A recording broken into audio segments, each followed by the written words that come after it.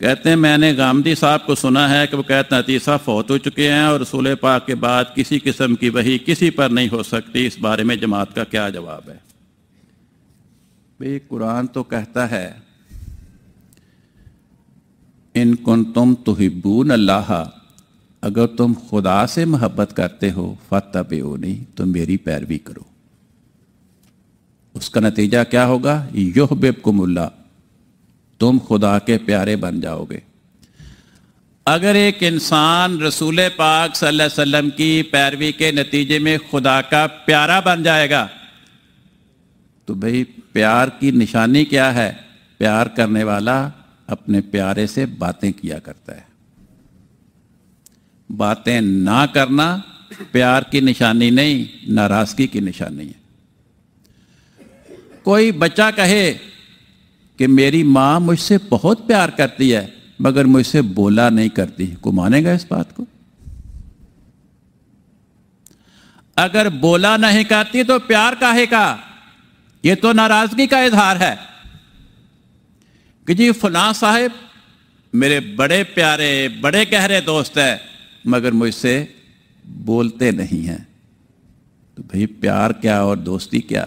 یہی تو ناراضگی کا نشان ہے کہ ایک وجود دوسرے سے بولنا بند کر دے۔ تو اگر اس امت میں ایسے انسان ہوں گے جو خدا کے محبوب ہوں گے تو خدا تو اپنے محبوبوں سے اپنے پیاروں سے کلام کرے گا۔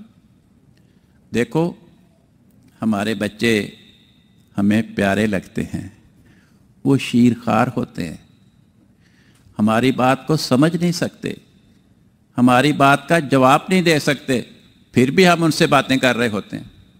ہمیں پتہ ہے یہ ہماری بات نہیں سمجھ رہے، ہمیں پتہ ہے یہ ہماری بات کا، لیکن ہماری محبت ہے اپنی اولاد سے، اس اولاد سے ہم باتیں کر رہے ہیں، کبھی ادھر کی کبھی ادھر کی۔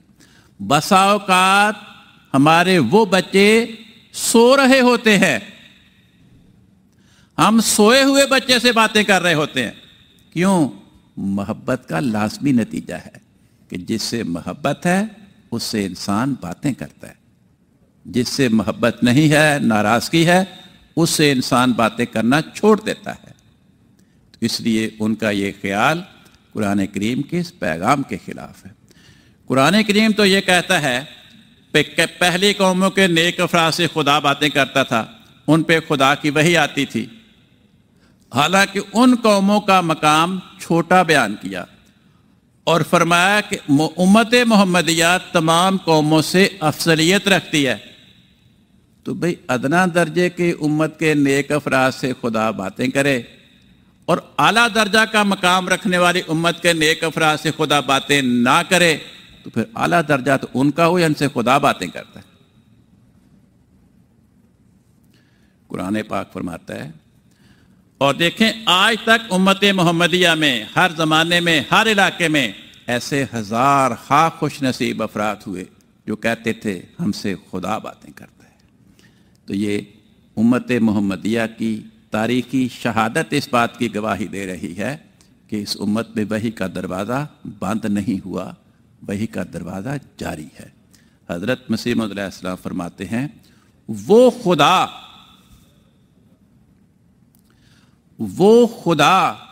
اب بھی بناتا ہے جسے چاہے کلیم،